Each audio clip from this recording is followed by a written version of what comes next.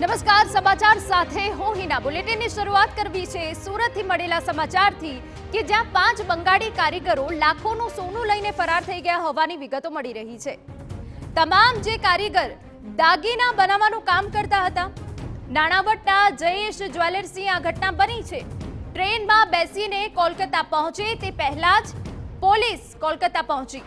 Police પ્લેનમાં જ કોલકાતા પહોંચી ગઈ હતી તેવી વિગતો મળી રહી છે।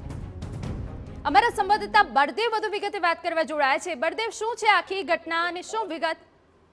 જે રીતે સુરતના લાલગેટ પોલીસ સ્ટેશનની અંદર એક જે ફરિયાદ નોંધાઈ છે જેની અંદર જે બંગાળી જે કારીગરો છે તે કારખાનાની અંદર જે કામ કરતા હતા અને તે દરમિયાન જે કેટલાક જે કારીગરો છે બંગાળી કારીગરો છે કારખાનાની અંદરથી જે સોનાનો જે પાવડર કહી શકાય તે સોનું અને પાવડર લઈ અને જે ફરાર થઈ ગયા હતા અને આ બાબતે આખરે લાલગેટ પોલીસ સ્ટેશનની અંદર જે ફરિયાદ નોંધાવી હતી। મહત્વની વસ્તુ આખી ઘટનાના જે સીસીટીવી પણ જે સામે આવ્યા છે, કારણ કે આખો જે વિસ્તાર છે તે બંગાળીઓ મોટા પ્રમાણમાં કામ કરતા હોય છે। સોના ચાંદીના જે દાગીના બનાવતા હોય છે તે મેન્યુફેક્ચરિંગના જે કામ છે તે કારખાના ચાલતા હોય છે।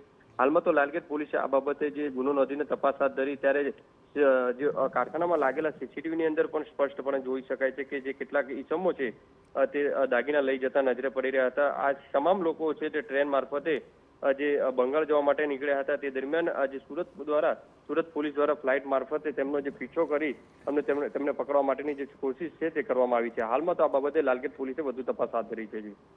બિલકુલ આભાર બળદેવ। તો સીસીટીવી ફૂટેજ પણ સામે આવ્યા છે। 5 કારીગરો 16 લાખની સોનાની ચોરી કરીને ફરાર થઈ ગયા છે, પરંતુ જે વિગતો મળી રહી છે આ તમામ જે કારીગર દાગીના બનાવવાનું કામ કરતા હતા। નાણાવટના જયેશ જ્વેલર્સની આ ઘટના છે। ટ્રેનમાં બેસીને કોલકાતા પહોંચી તે પહેલા જ પોલીસ કોલકાતા પહોંચી અને આખી જે આ ઘટના બની છે સીસીટીવીમાં કેદ થઈ ગઈ છે। હવે આરોપીને ઝડપવા માટેની તજવીજ હાથ ધરાઈ છે। તો 5 બંગાળી કારીગરો 16 લાખનું સોનું લઈને ફરાર થઈ ગયા છે। તમામ જે કારીગર હતા તે દાગીના બનાવવાનું કામ કરતા હતા। ચોરીની આજે આખી ઘટના છે તે સીસીટીવીમાં કેદ થઈ ગઈ છે। જયેશ જ્વેલર્સની આ ઘટના બની છે। ટ્રેનમાં બેસીને કોલકાતા પહોંચે તે પહેલા જ પોલીસ કોલકાતા પહોંચી ગઈ। પોલીસ પ્લેનમાં જ કોલકાતા પહોંચી ગઈ। જો કે આરોપી ધરપકડમાં આવશે અને તે બાદ હવે વધુ પૂછપરછ કરવામાં આવશે, પરંતુ પોલીસ પ્લેનમાં જ કોલકાતા પહોંચી ગઈ હોવાની વિગતો મળી રહી છે। તમામ જે કારીગર હતા એ દાગીના બનાવવાનું કામ કરતા હતા। બંગાળી કારીગરો હતા જે